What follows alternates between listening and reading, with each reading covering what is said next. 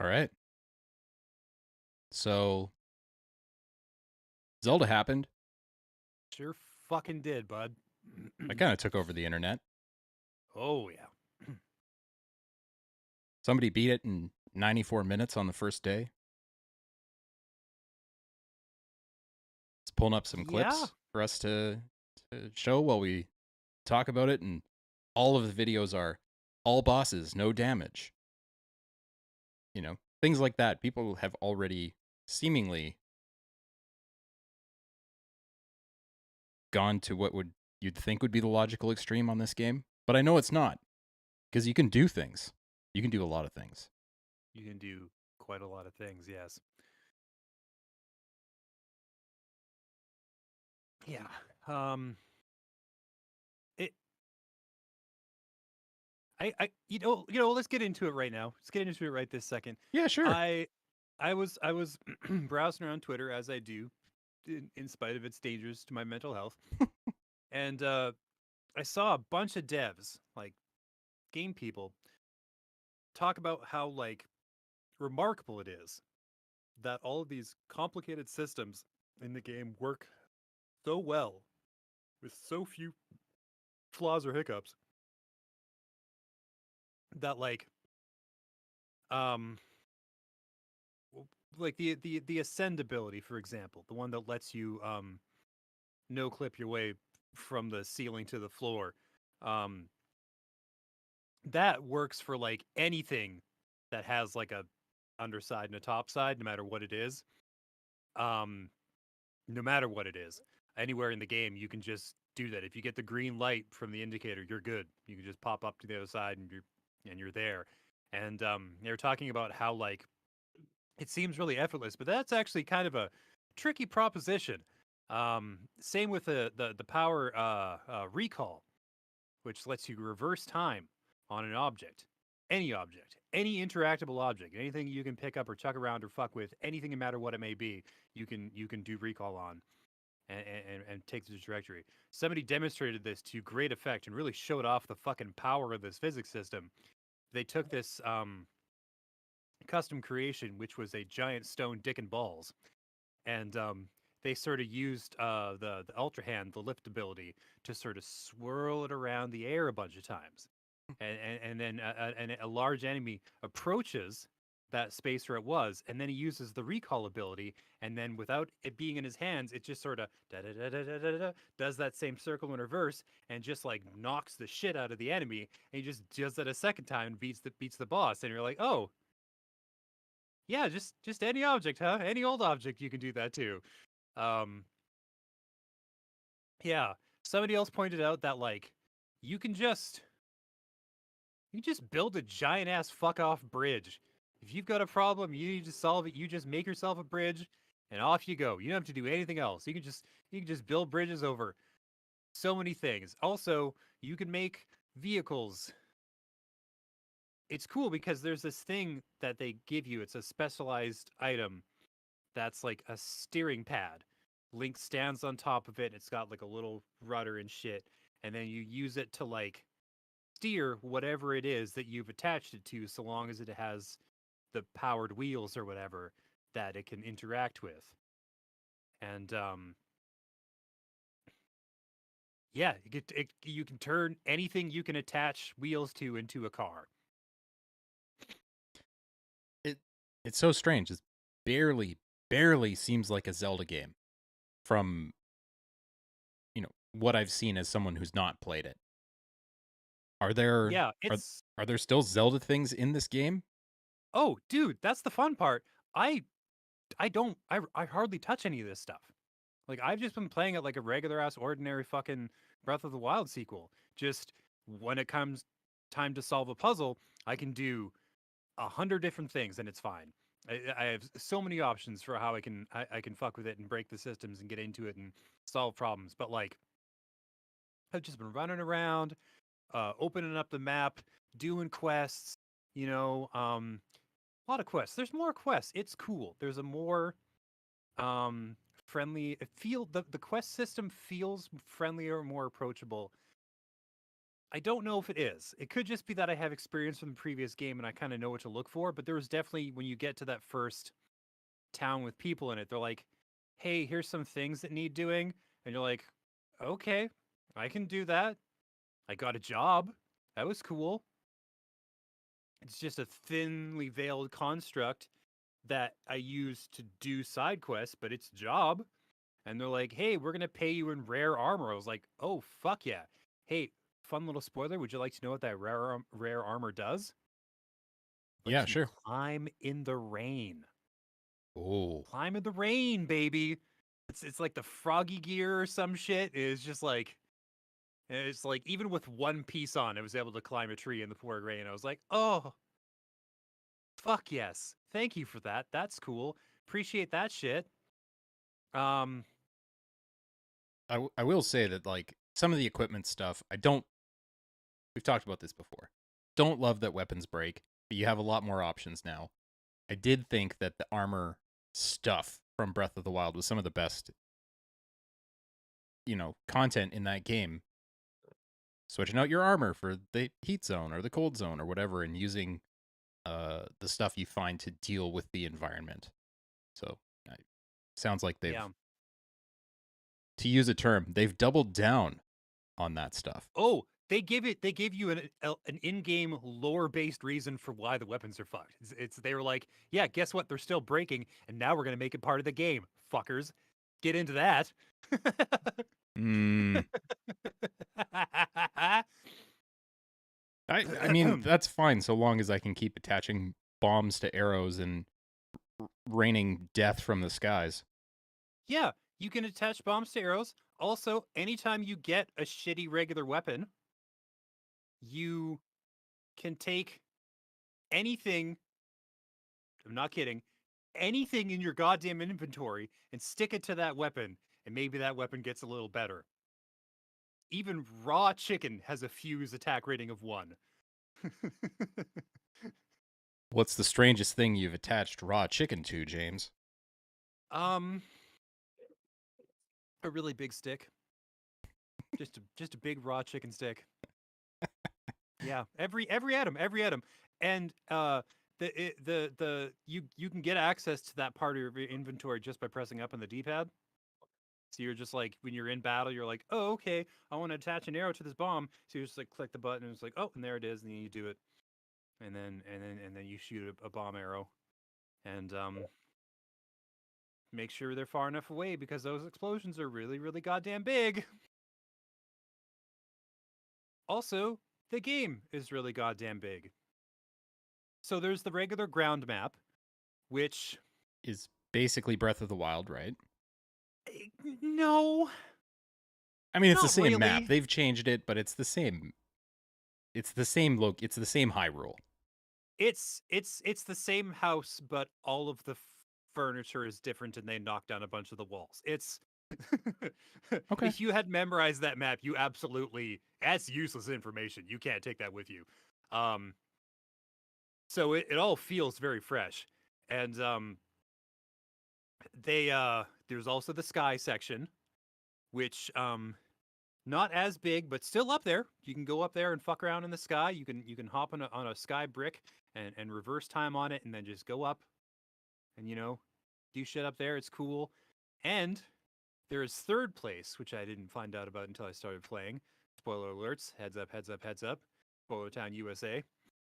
Um, you can also one of the things that happened to kick off the events of the game is there's something they called the upheaval, and it opened up these big chasms in the ground, and you find out there's teams of explorers checking out these big holes. Before I got to them, I started getting these items that you could cook that could make you glow, and I was like, who the fuck would want to do that? It's like the opposite of stealth. That's so useless. And then I get down into one of the holes, and it's like, oh, there is no light. Okay, okay, yeah, I'm gonna need some of that, aren't I? Also, and this is important, it's the same goddamn size as the map above. Oh, okay. Yeah, so you're like, cool, I'm just gonna explore a big hole, and you're like, oh, you underestimated how big the big hole is.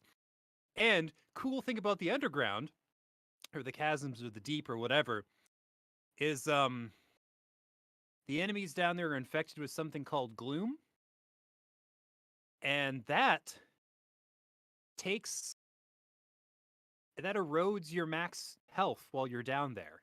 So if you get hit with this, you had 6 hearts, they just eat one, so you only have 5 in total, and you just have to work with that. And they can very, very quickly take your fucking health completely away. I think there's something you can cook that fights this off. It might protect against it in general, or it might just restore it. I don't know which. I haven't, a lot of experimentation left to do. But, you know, it makes combat a lot more daunting and dangerous, which is cool. I think Um, arguably we're all infected with the gloom at this point. a little bit. Um, so yeah, the game is very, very, very goddamn ridiculously big. I've played for about 22 hours so far. I have finished one dungeon. So there are dungeons. Yeah, I don't know how they're all built or what they're like, but I went to one that was called the Wind Temple. It was up in the sky. Um, and it's kind of a pain in the ass, but nothing too crazy. And there was a boss who was cool. Cooler boss design than the last game. Just a better boss design, just a bigger, cooler dude. Um, I really appreciate. I don't know, I'm just really fucking loving it so far. I'm loving how you can just like stick things to things and make all sorts of wacky ass weapons. I love how you can attach whatever you want to a fucking arrow or to a shield. That's another fun thing. There's this zone artifact called a flame emitter, and you can stick that on a shield so that when you when you put your shield out, it just shoots a steady stream of fire. So that's cool. You can also attach that same flame emitter to spears or swords or whatever. So that's cool. But critically, And this still feels like a Zelda game. Yeah? yes. Yes, oh very Hmm. much so. Um the I mean, I think that's pretty important because yeah. prior to this point, every game that's like this of do whatever you want, here's a bag of tricks, they play terrible. Like It Minecraft is not fun to play, but if this gives you a bag of tricks that you can do whatever you want and it plays like a AAA Nintendo game, that's pretty good. Yeah, basically what they did is they made a direct sequel to Breath of the Wild and then they attached this bananas bonkers fucking crafting system on top of it. So like when you're actually in the mix and playing and fighting and doing all that shit, it's a really good sequel to Breath of the Wild. It just so happens to have this revolutionary physics system stapled on top. That's wild. It's really fucking cool. So how does it perform? Because I've seen some pretty rough looking frame rates. I frame rate wise, it's the same as Breath of the Wild. If you had problems with the frame drops in that one, it's not different. It's not worse. It's not better. Mm-hmm. Some people have said they're like, "Oh, I think it's a little better." I'm like, maybe like a little tiny bit because like they've had 6 years to like figure out the engine and like really tweak it, but like it's the same, right? It's not worse, that's for sure. That's good. If people are getting in there and bitching like, "Oh, it's not 60 frames per second," I'm like, that's cool. I don't know if anything on Nintendo actually is properly 60 FPS. So I mean, I don't know what you thought you were getting into with this one, but it's not that. But it's never impeded my ability to play. Like I've never been like, oh no, I can't do this because there's not enough frames. I don't know. I guess I better just set my copy on fire. Oh no, nothing like that. It's fine. I mean, that's not bad. We know the Switch, the Nintendo Snitch, is not an advanced piece of hardware. So to No. make a game this expansive that much bigger and have it not run significantly worse, that's right. Yeah, yeah. Um The story is really cool.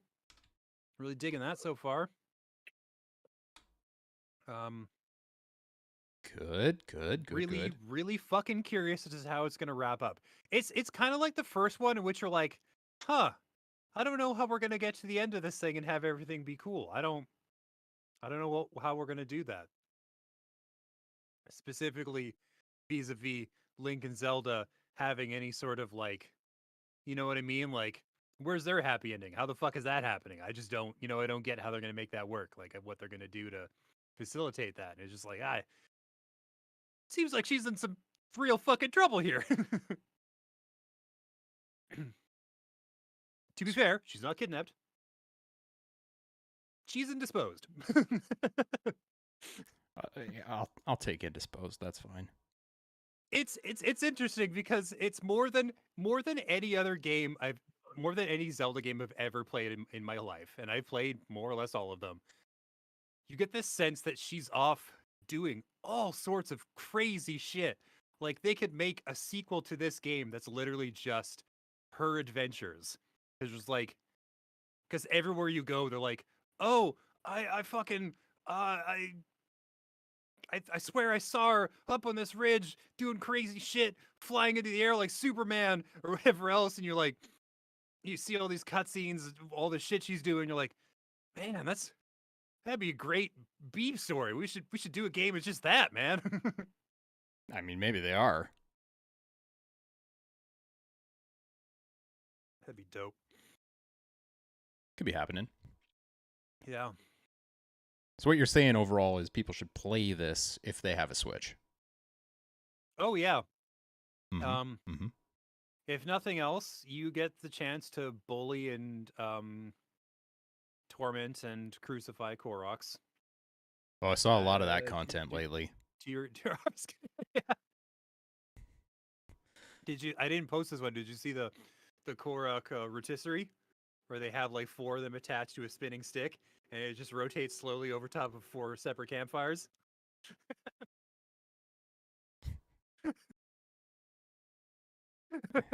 I mean, yeah, I don't know where all this content is going, but given that people never stopped innovating on Breath of the Wild, and it didn't have like even a tiny fraction of the tools that this game has. Well, I mean, watch out, next 10 years there's going to be a lot of phallic Zelda content.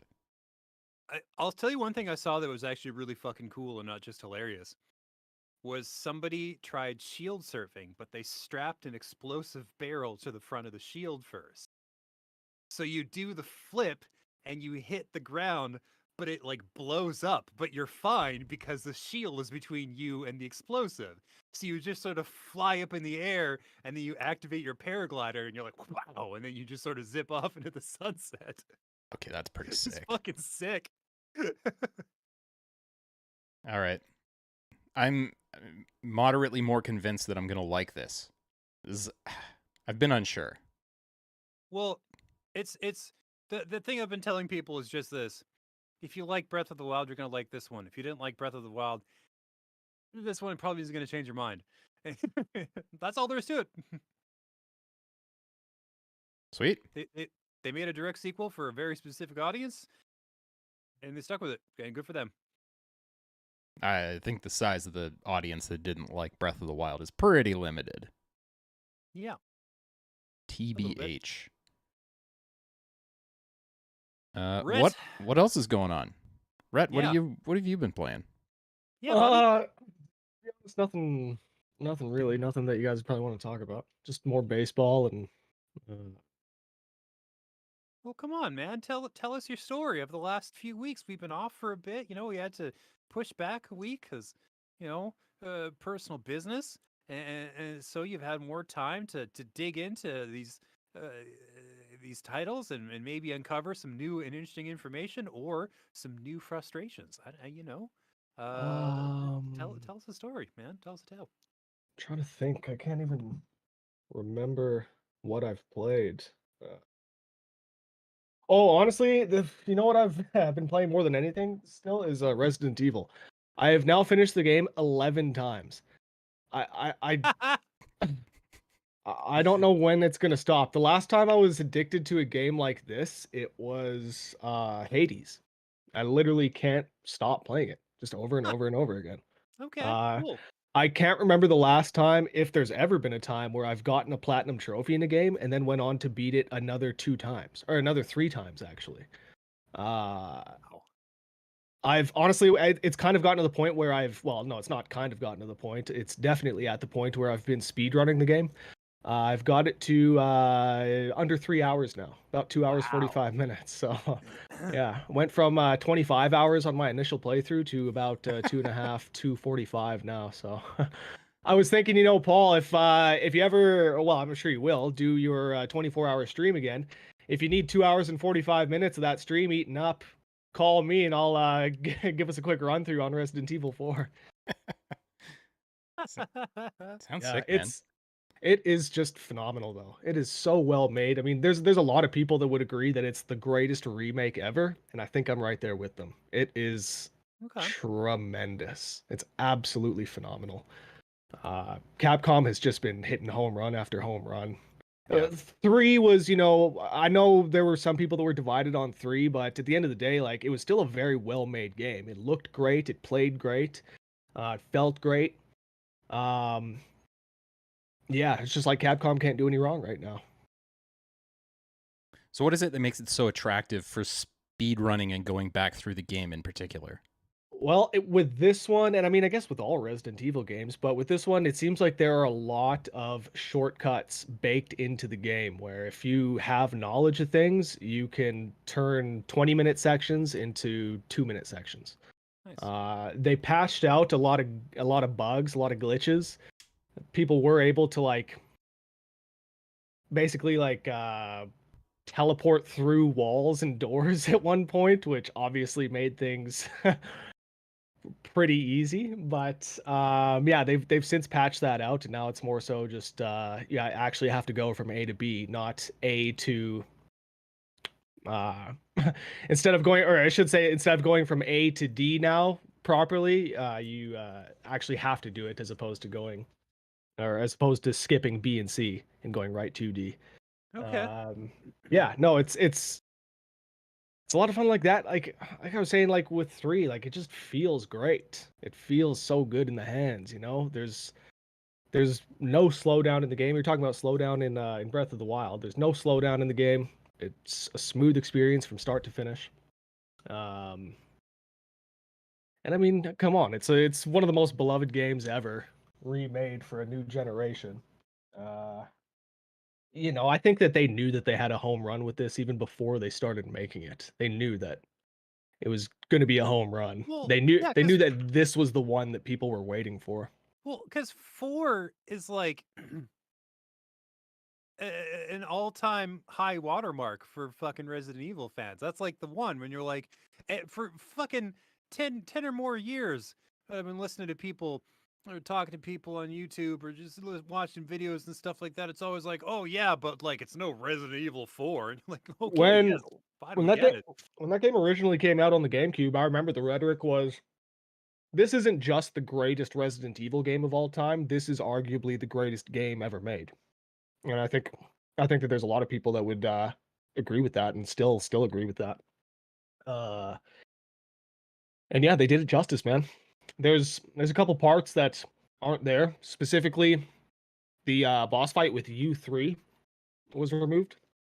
But of course, there's supposed to be that Separate Ways campaign. I mean, at least, not that Capcom has commented on this, but there's supposed to be this Separate Ways campaign added to the game in the future, which is where you play as Ada during the same Hmm. during like it's supposed to run parallel with Leon's story, but you're just doing other things. So people are guessing that maybe that U3 fight is going to be moved to the Separate Ways campaign. Yeah, it could be. But like other than that, the things that aren't there, to be honest, weren't really fun in the original anyways. I think that they cut the right stuff, or if they cut something, they didn't just like remove it and go to something, or they didn't just remove it and forget about it. They would have removed something or altered something to make it better and then put it in the game. You know, there's not like a significant chunk of the game missing. And you're like, what the hell is this? Now the story doesn't make sense. Now there's not like that Fantastic Four with Miles Teller and Michael B. Jordan, where halfway through the movie there's this ridiculous cut, and you're like, what the hell is this? Now they're here and they were there, and there's no explanation as to what's going on. There's none of that. It's like the story is completely competent, completely coherent, and it's great, man. It's great. It's one of the best looking games I've ever seen. Their dismemberment and gore system is as good as it's ever been. It will never get old. Grabbing a hand cannon and shooting a zombie in the belly button and having them torn in half. It just won't ever get old. It's great. And then you see like the tentacles squiggling out of them, out of the half, out of their lower half, and like, I don't know, man. It's just good. It's just good. You know, I don't think with this one, with 2 and 3, and even like the original RE remake, I would say that like 2 is very good, but I would say that, or I don't know if I would necessarily recommend the game to someone that's not a Resident Evil fan. RE4 remake, I would ask that if you like video games, you play this. It's one of those, like, I feel like it's just one of those important games, like a God of War, like a Tears of the Kingdom, like a Last of Us. It's just one of those like important games that all gamers should experience at least once.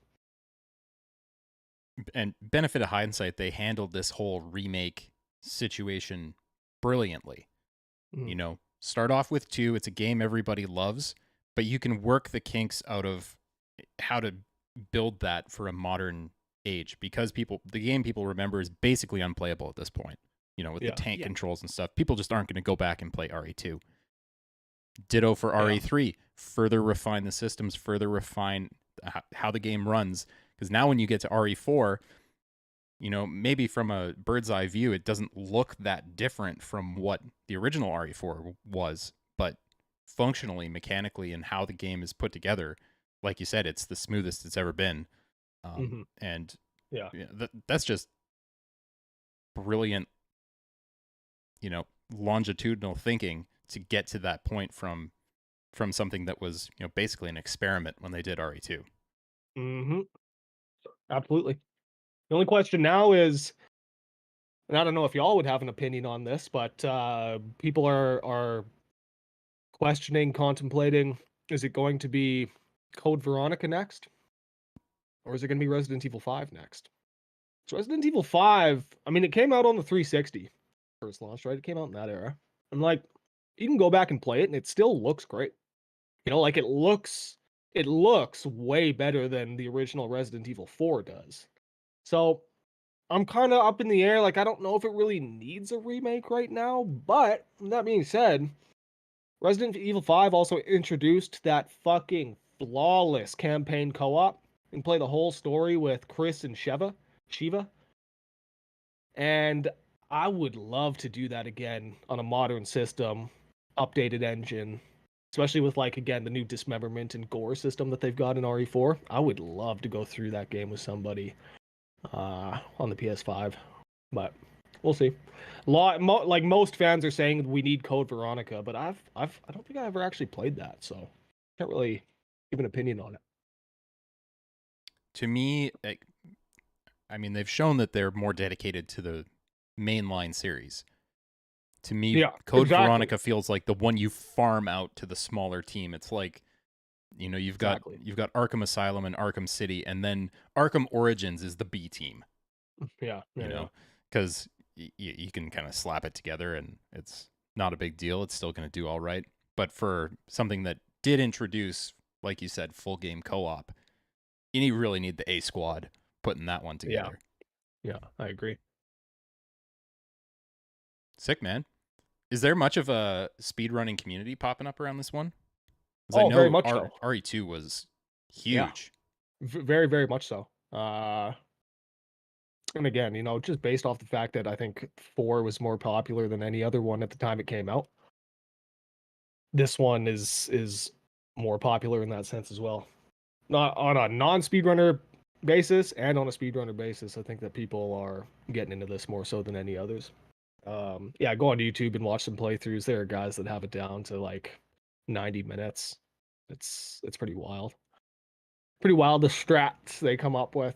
Stuff that, I'm not actually trying to climb a speedrunning leaderboard. I'm just addicted to the game, so I've gotten to the point where I just want to play it over and over again and see how fast I can do it. Yeah, there's stuff that these guys are doing that's just like, man, I don't know. Well, actually, I should say the top speedrunners are of course on PC because you can point and click. Right. So yeah, like there's some insanely difficult shots that guys pull off at certain points during their runs. That on a controller, like you can hit the shots, but you just will never get them as fast as you could on PC. You know. Yeah. Oh, I mean, all the significant speedrun games have like 1,000,001 different categories, so I'm sure there's controller categories or Yeah. no weird skips categories, for people who actually want to play the game and not cheese it. Yeah, the community was pretty up in arms when they patched out the glitch through the walls and doors thing that people were doing. It was like Yeah, I bet. there's this weird thing where like you had to pull out a sniper rifle and you zoomed the scope in, and then you had to like look at the floor and turn really quickly, and it like just put you through a door. I don't know. I'm like, how the fuck do people even figure this out in the first place? But yeah. Reminds me of an Ocarina of Time speedrun I saw one time where like there's something like you can clip through any wall in the game so long as you are, I feel like it was Kid Link, and you're facing in a particular direction so that you can't actually see the wall. The game doesn't know the wall exists in a specific situation, and then you can just kind of like do the Z jump sidestep infinitely through the wall into whatever location you want to go to. Anyways, I'm sure they'll find that stuff for this game. Yeah.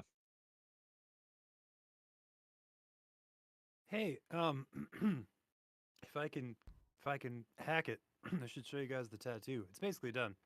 F yeah, dog. Let's go. All right. Give me a second here.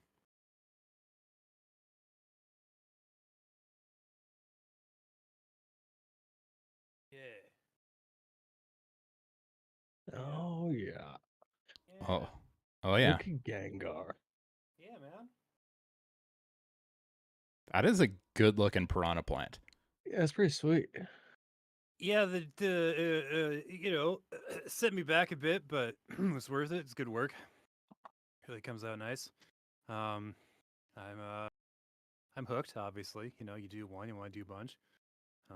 So I'm probably gonna have sometime over the next year or so. I'm just gonna keep on doing more tattoos. That one will be my biggest. That will be the biggest one I do. Is the video game half sleeve. Sick. But yeah. You know what did not come out well, and I'm definitely not addicted to? Redfall. Oh, did you play a bit of it? Yes. It is. I did too. Tell me all about it. It is just so fundamentally flawed. Like there's nothing they could have done to save this game, I don't think. No. It at its core, it wants to be a looter shooter. Mm-hmm. It wants to be Borderlands. It wants to be Destiny. Problem with that is the loot doesn't matter. The loot doesn't catch your attention because it has nonsense stats attached to it, like plus 2% stagger. Like, what the fuck does that mean? What does that practically mean? Why would I pick this up over the thing that I already have? Good loot games give you specifics.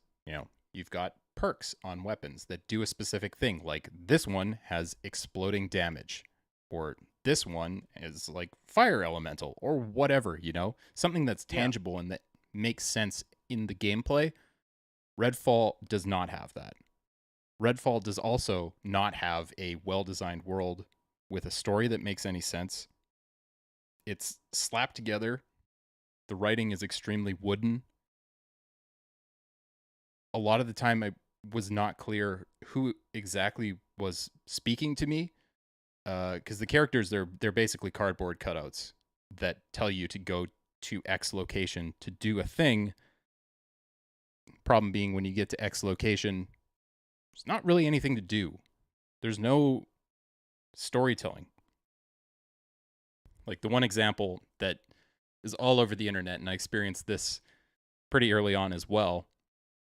You get sent to a graveyard to put, I think it's a watch on somebody's grave Yes. because they want the people to be together for eternity or whatever. So you get there and you put the watch on the grave.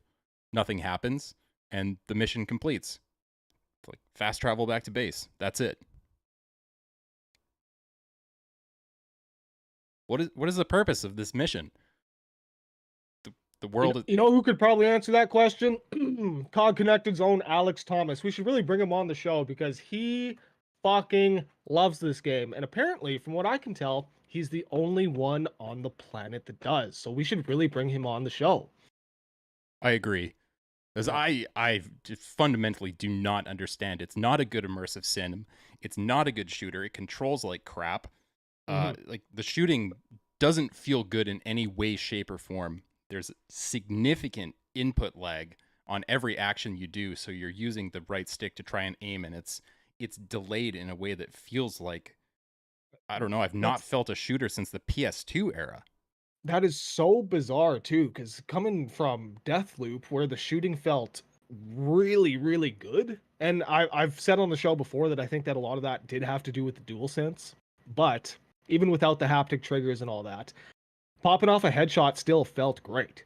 So that's so weird that it's like they forgot how to do what they do in from one game to the next. Well, partly they moved to Unreal Engine Mm-hmm. from, I forget what proprietary thing they were using before, is the thing they used for Prey, and Prey felt good.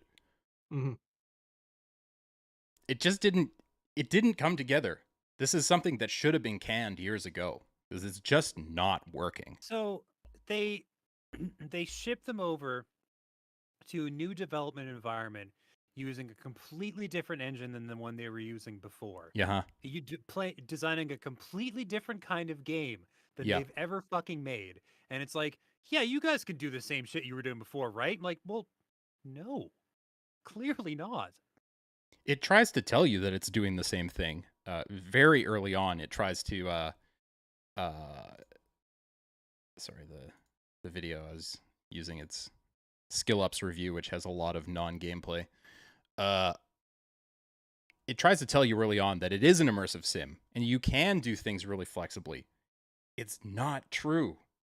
There are no ways around doing things. In the tradition of something like Deus Ex, where there's a million different ways to get inside a building, there are not. There are keys that you need. It's like playing Doom 2, because you just need this key to get in this place. Here's the ferry boat key. You can't get out there unless you've got the key. I Oh. I don't know. And that's not even to say anything about the AI, which is truly, truly atrocious. Embarrassing. Okay. Yeah. Absolutely embarrassing.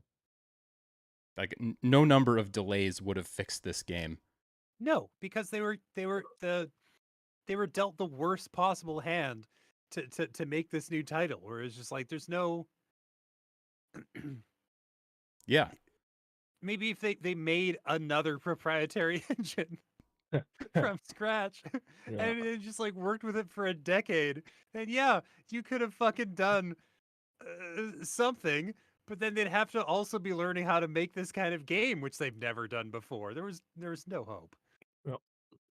And it is a shame because Arcane is one of the most talented developers out there.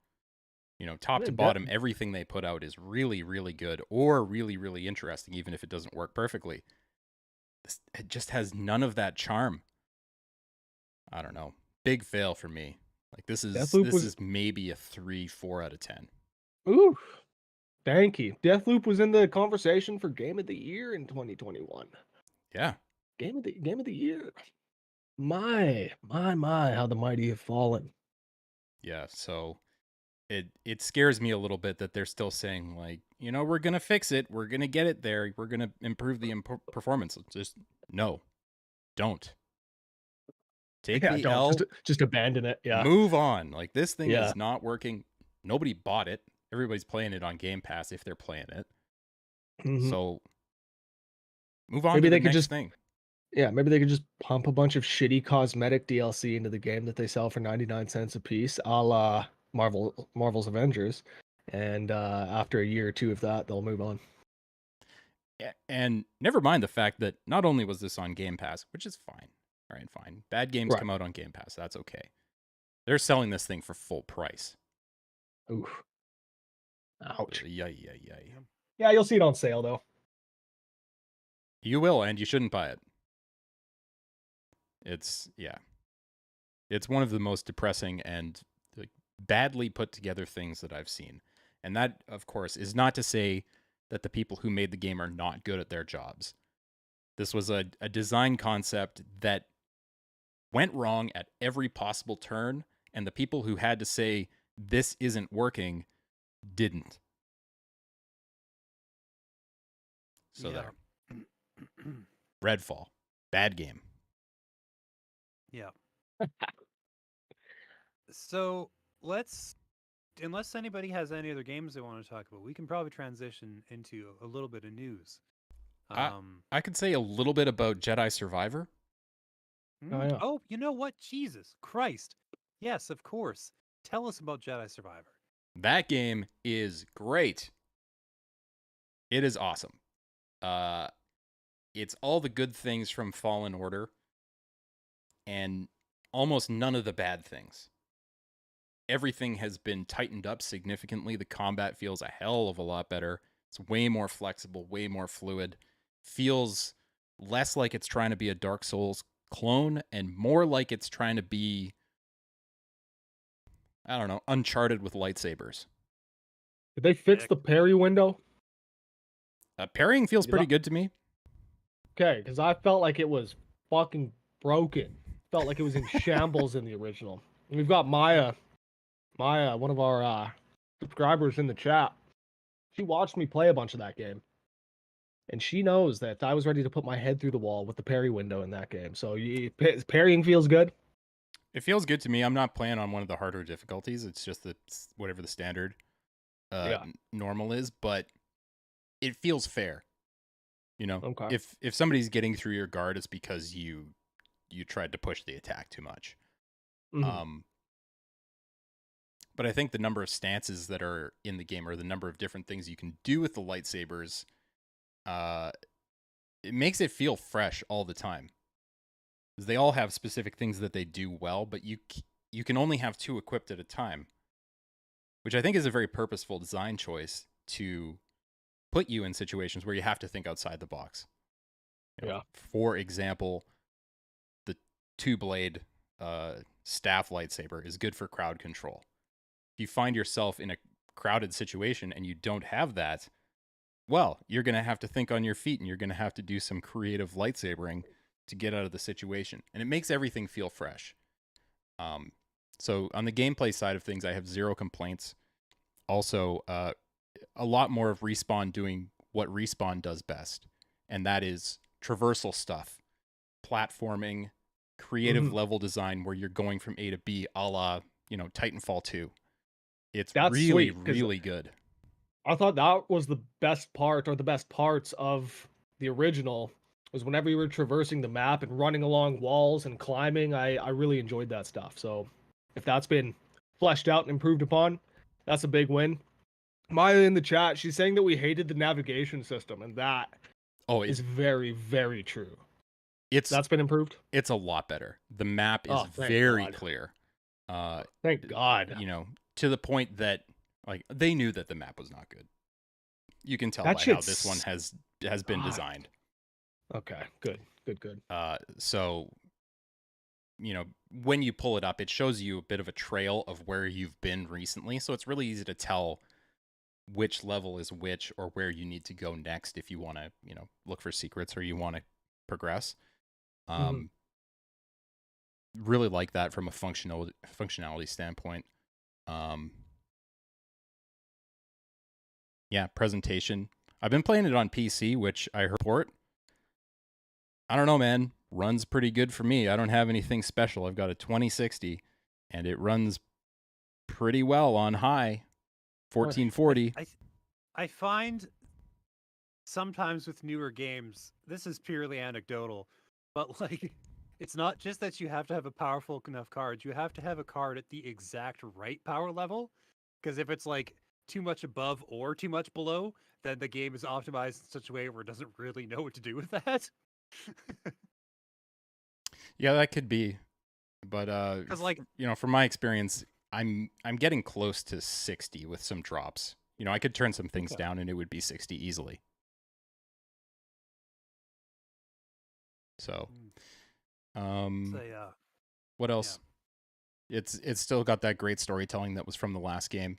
It starts off a little bit dark, I would say. yeah. But it sets up the rest of the game really nicely. I can tell where it's going, and I like it. I'm definitely gonna be playing this one through to the end.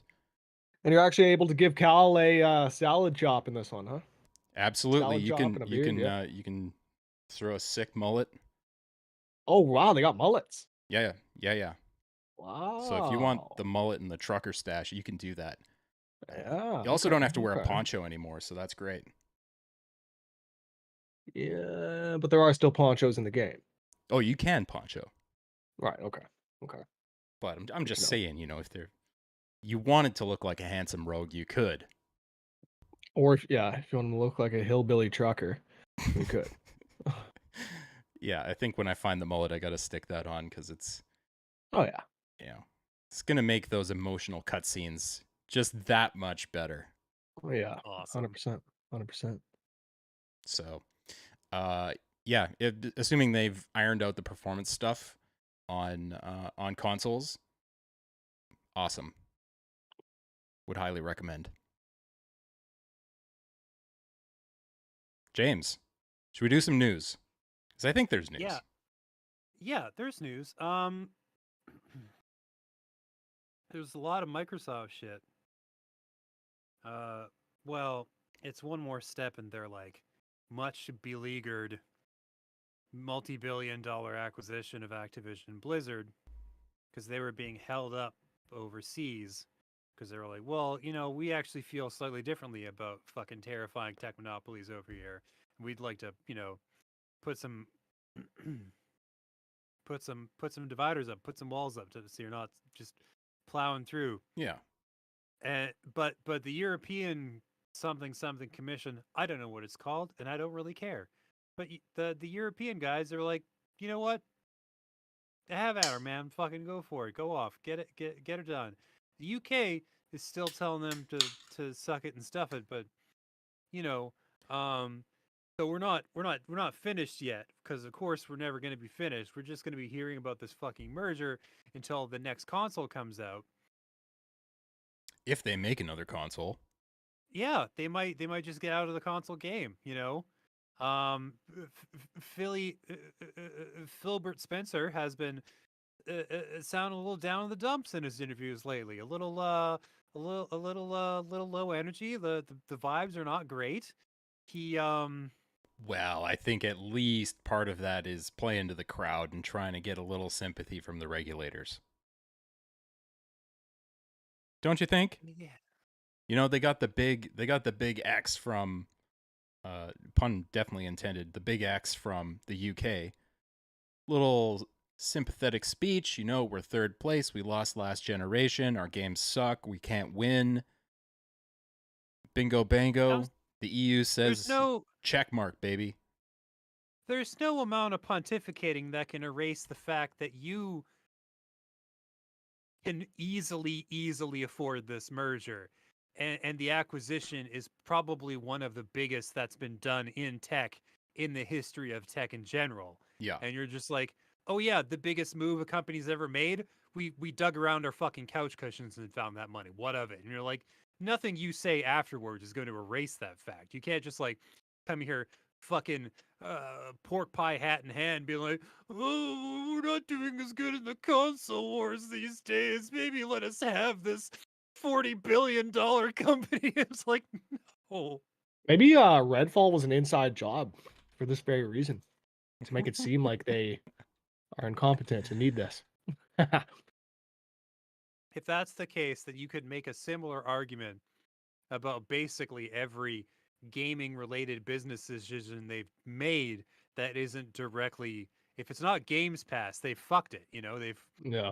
they stuck a sweaty hog in each and every situation that doesn't involve becoming the Netflix of games, which itself is a terrible idea because Netflix is hemorrhaging money.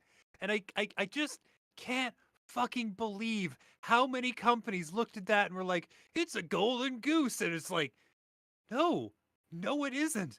They spent 10 years in the red and now they're still in the red. They had a little honeymoon period of financial solvency and then they started like waterfalling profit like somebody'd fucking like somebody dealt a killing blow in an old samurai flick, just like a spray. It was just Man, like, because like you said, once that honeymoon period, they did have their honeymoon period, but once that was over, it seemed like the quality of the content just got worse and worse and worse. Like and before, if something had the Netflix stamp on it, it was a Netflix production, you knew it was going to be great. Now, not so much. I'd say maybe if you were to look at 10 new things with that Netflix staple or that Netflix stamp on it, you'd probably find two really good pieces of programming in there. and 20%. they're the biggest example. But basically, every company that's pivoted to a streaming subscription business model is either had it bite them in the ass, is literally too powerful for it to matter, aka Amazon and no one else, or they're still in that honeymoon period. But like, there's a finite amount of people on Earth who are willing to buy your system. And then once they do, you can't make any more goddamn money. It plateaus every single time. And because these companies are run by these like vultures in ill fitting suits who need more profit every year, or else their dark gods suck them back into the fucking crust of the earth, it doesn't work. Long term, they have to abandon it or do something ever more ghoulish in order to keep up with it. So no, Microsoft becoming the Netflix of games was not really the fucking move. Well, I mean, they drastically overestimated how how much they'd be able to bring down latency on cloud gaming because I mean, people don't play xCloud. I mean, they just don't. You know, game No. streaming is not a thing that people do. They want to download it, they want to have it on their machine so that if the internet goes down, they're still okay. You know, there's a million reasons to do that. Number one being games don't play as well off the cloud. You want to play a shooter, you want to play an action game, or a fighting game, God forbid. You just can't do that Yeah, over streaming. people want perfect latency more than they want convenience. I mean, people love convenience, but they're mistaking the fucking mobile market for the gaming market. And there's some overlap, but they're mostly separate fucking entities, right? Like people who play fighting games, who play shooters, who play anything competitive, the thing that matters is hot is microscopic latency and perfect reaction time because they want no excuses whatsoever when they whiff it, when they beef it, you know. They want to know who is their own skill or lack thereof that fuck them on this and not some server side bullshit that they can't control because then they don't want to play that game anymore. Yeah. Yeah. And until they solve that impossible problem, specifically impossible in the States because a lot of people's internet in America is bad because they let like two companies dictate what internet looks like there and neither one of them really know what they're doing. Um, until they solve this impossible problem, they can't do cloud gaming. Nobody can do cloud gaming. You could maybe do cloud gaming in the Asian markets because internet there is a fucking bottomless cornucopia. You could just get it. You just get bandwidth. You get fucking fat pipes all the time. It's fine. You could just do that. The reason that they have cloud versions of games on the Switch is because it's a Japanese company and that they can just do that over there. but for most of their markets, it's not a thing. Yeah, I don't know. They're on a different strategy. They're not trying to compete directly with Sony and Nintendo. That's never been more clear. And Spencer said that directly when he was on. It's one of Kind of Funny's podcasts, and Yeah. Said in no uncertain words, we're not trying to out console those other two. Fine, but maybe you should be, because Nintendo's profits, great, still selling the Switch, an old shitty piece of hardware, like crazy. Sony, Yeah, they passed the 125 million unit mark. yeah, that's insane. That's more than the Wii, which is bonkers. Yeah. And on the other side, Sony PS5 spent like 2 years supply constrained, and it's still outpacing PS2. I think it's outpacing. Yeah. So don't tell me that good games don't bring people to your platform, because that's literally Nintendo and Sony's strategy, full stop. Big games that are awesome, that feel fun. You want to sit on your couch, you want to play and have a nice experience and move on to the next thing. Can't really do that on Xbox because it's just so rinse and repeat. Try it for 10 minutes and it doesn't click and you forget about it. It's disposable, whether it should be or not. And God, I hope Starfield is really great. I want it to be awesome. Oh, it's not gonna be. It's gonna be. It's gonna be. Oh, it's gonna be incredible. hilariously buggy. Yeah. It's gonna be an incredible spectacle. It's gonna be an amazing thing to witness and be a part of. It's not gonna be good. But maybe it will be, James. Yeah, listen, Paul, Rhett, I, for the most part, love being proven wrong, especially when I'm being a cantankerous bitch and a big pessimist. I love being proven wrong. I want the optimistic side of the argument to come out on top. I want Starfield to come barreling through the fucking gates, blowing the doors off, just fucking making everybody like, cream their jeans and just like completely flip their opinions on Xbox and Microsoft in general.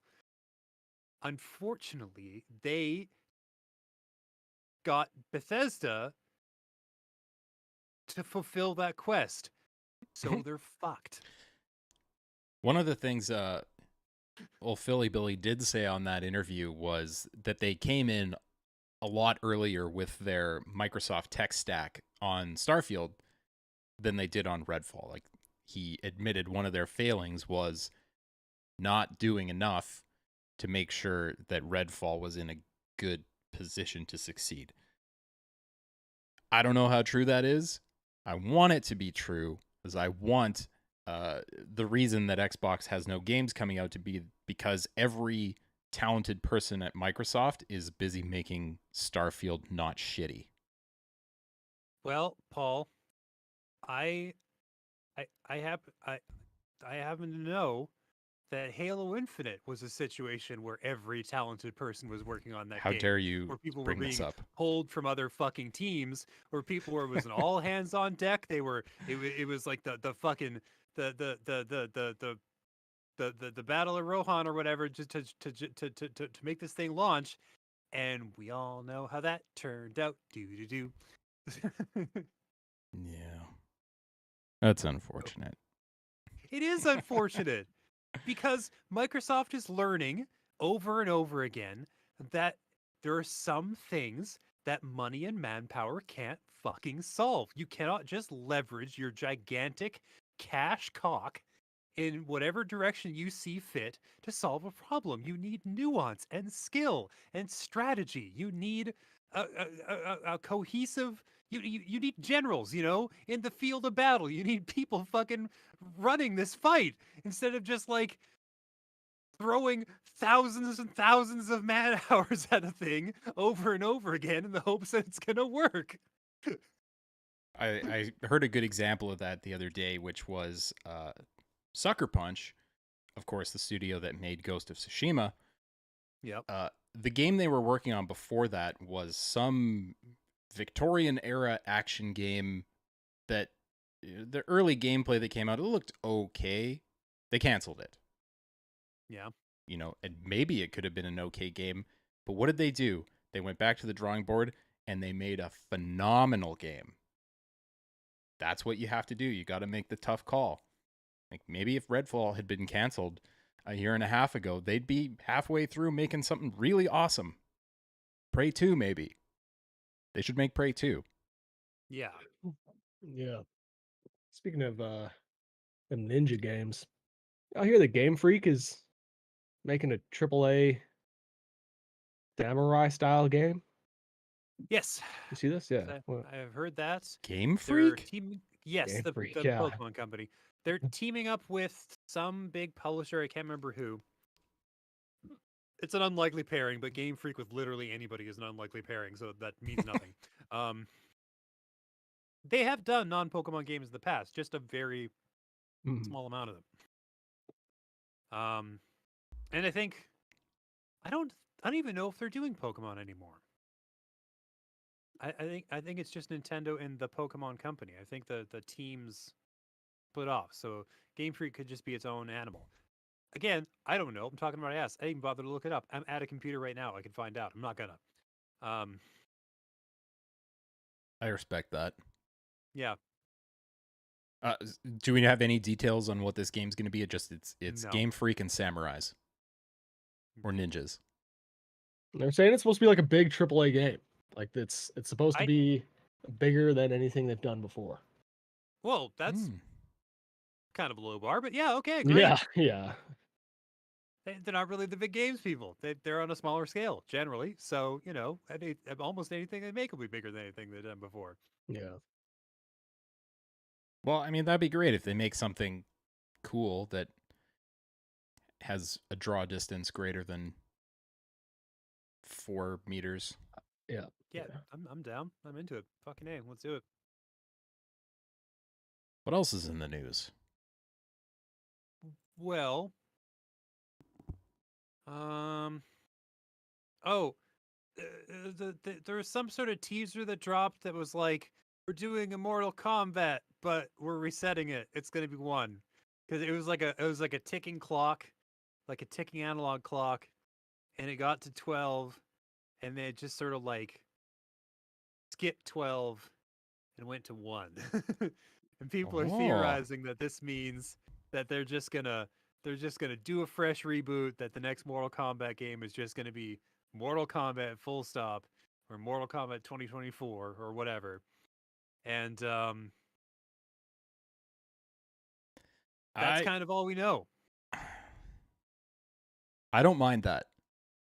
I would like to see a Mortal Kombat remake, especially if they try to do it with the same techniques they made the first one with, like the Oh original, fuck, like that would be full so on good. rotoscoped.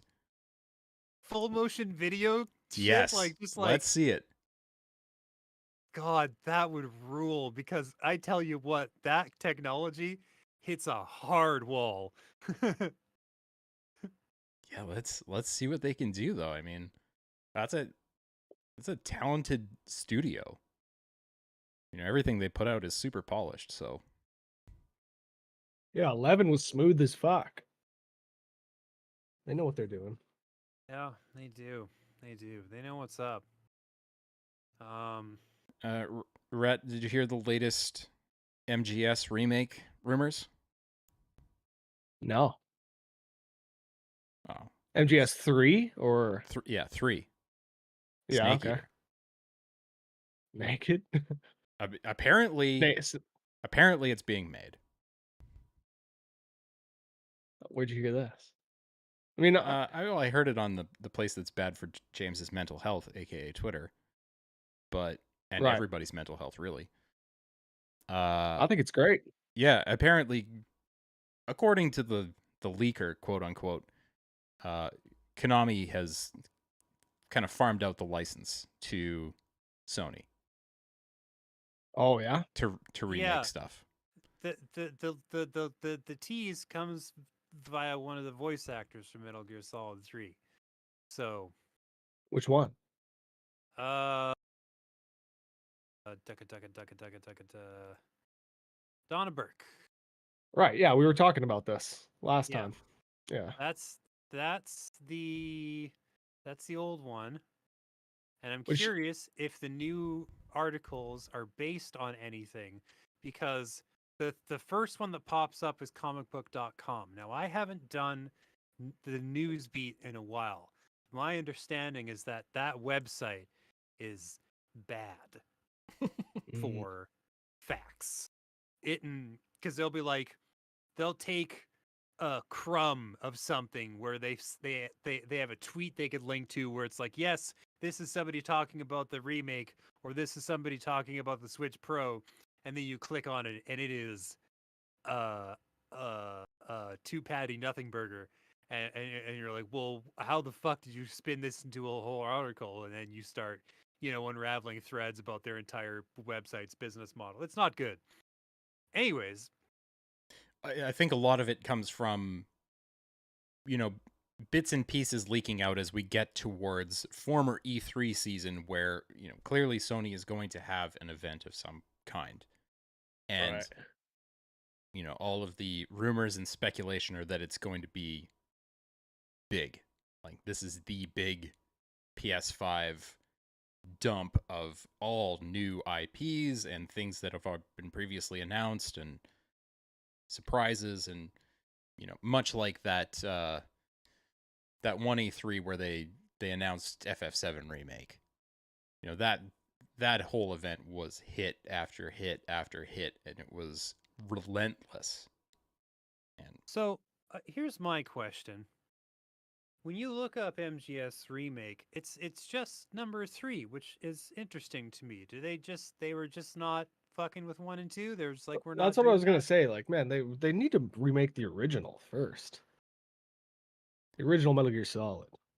I mean, I would love for them to do the Metal Gears. So I think that especially because those are 2 games, Metal Gear and, Snake's Revenge. I think that those are 2 games that not a lot of people have played. But, I if they're gonna do the Solid series, why wouldn't you start with the first one? unless they're trying to go chronological, Mm, okay. which I could see, or it's a reverse Capcom strategy. 3 Start, yeah. being relatively modern in design, kind of open world ish. Yeah. Sony has lots of studios that are experienced in making that kind of game. Blue Point could take that on, for example. Maybe it's not that big of a jump, whereas something like remake Metal Gear Solid in a modern form, like that is a big overhaul.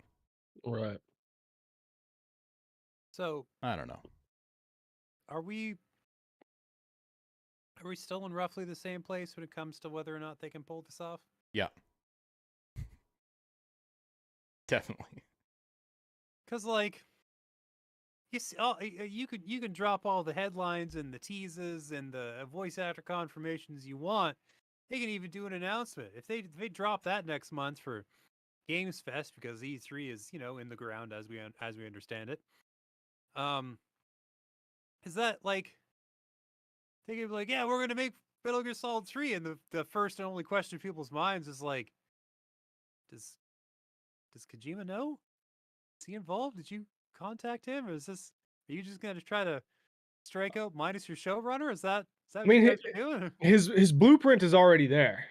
They just need to take MGS3 and recreate it shot for shot, scene for scene. Don't fuck around. Don't try to inject your own flavor into it. The game's already perfect. Yeah, they're gonna do all those things you told them not to, right? You understand Fuck. that. I'm just telling you, man.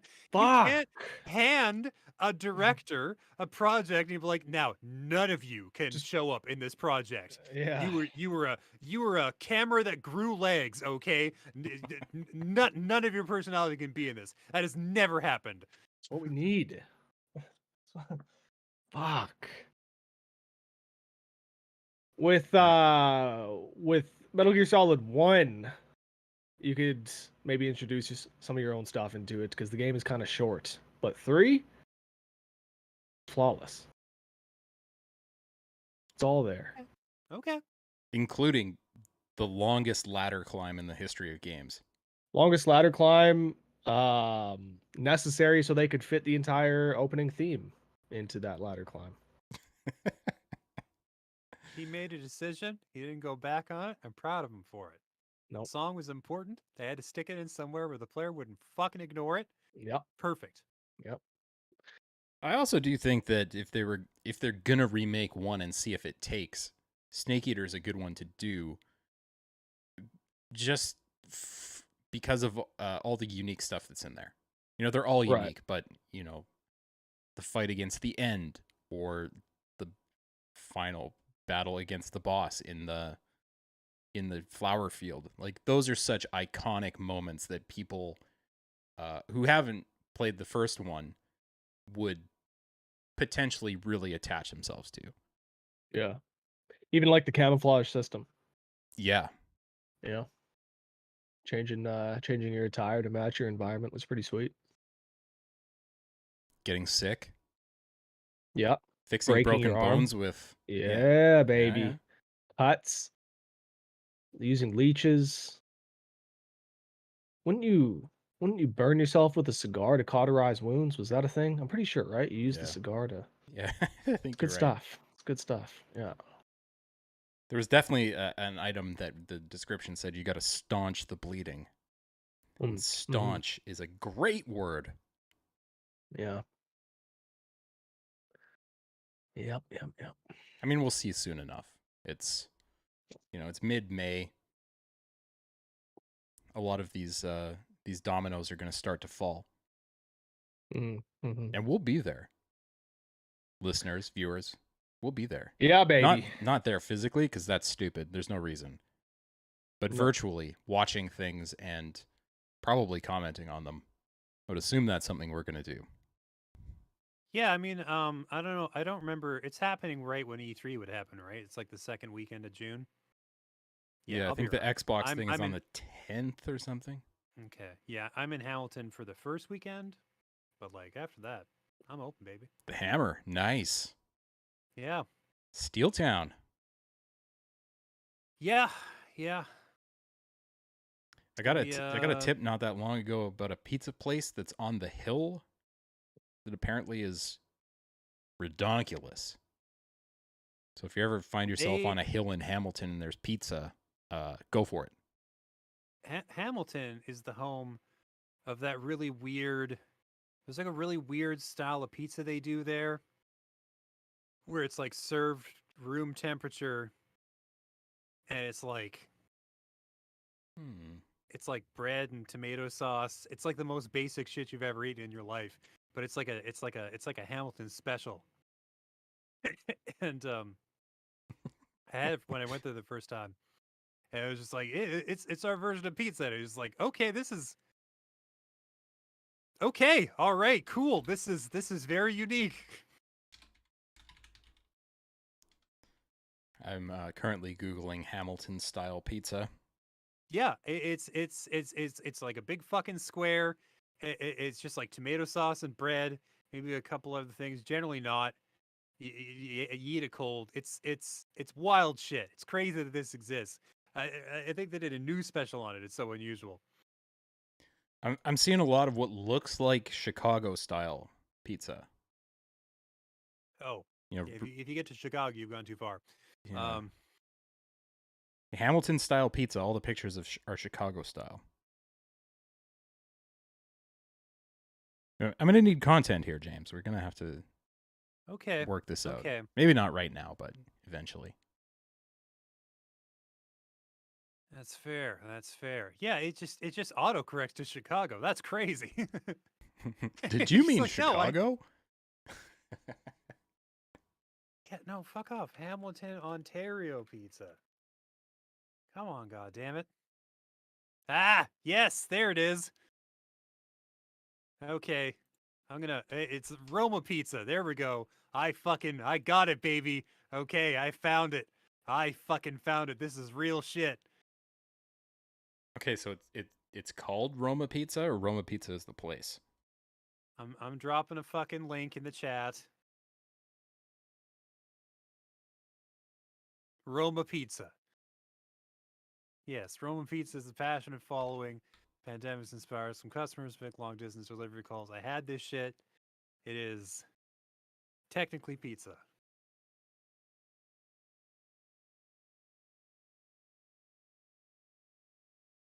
Huh.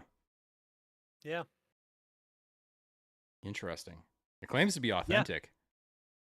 Oh, geez. I don't think you can get it anywhere else. That's about as that's authentic for sure. Fucking sure. For those who can't see this, because it's all of you, it looks like a giant rectangular breadstick with Tomato sauce. Yeah. Yeah, that's what it is. It's giant rectangular, but like soft bread. A soft rectangular breadstick covered in tomato sauce. You know what? I'm interested. Yeah, it tastes fine if you're like you're like I know what I'm getting into. I've been prepared beforehand, and you just get a slice of this. You're like, fuck, okay, yeah, all right. This is Roma pizza. Okay, sick. All right. What a ringing endorsement. It tastes fine. I don't know. There's fucking nothing to it. Fine is the plateau you're climbing towards with that pizza, man. Like it's Well, it says you can get mushrooms on it or some banana peppers, maybe. That's about it.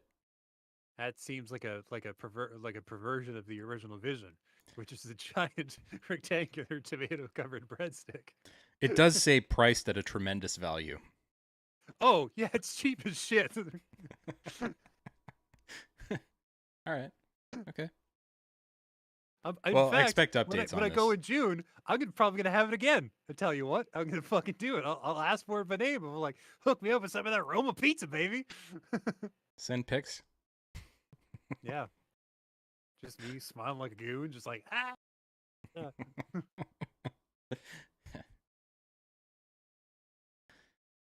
Well, fellas, should probably get about out of here. Hey, You know what? Yep. it's about that time. I really need time this evening so that I can start playing Tears of the Kingdom. I've been convinced. I'm gonna get it done. It's just a bigger, better Breath of the Wild. Really, what more can you ask for? You know? Breathier of the Wild. Yes, it's bigger, breathier, wilder. You know? Should have called it that. Yeah, I mean it's a misstep, but everybody's got to have one. We'll give them this. We'll give them a pass this time. But thanks everybody for listening, watching, whatever you're doing. We appreciate you. This has been Press X, the podcast, and we've been your little buddies here on the podcast. So we hope you have a great week. Take care of yourselves. Take care of each other. Don't play Redfall. No. And we'll see you right back here next time. Yeah. See you next time, y'all. Bye. Bye.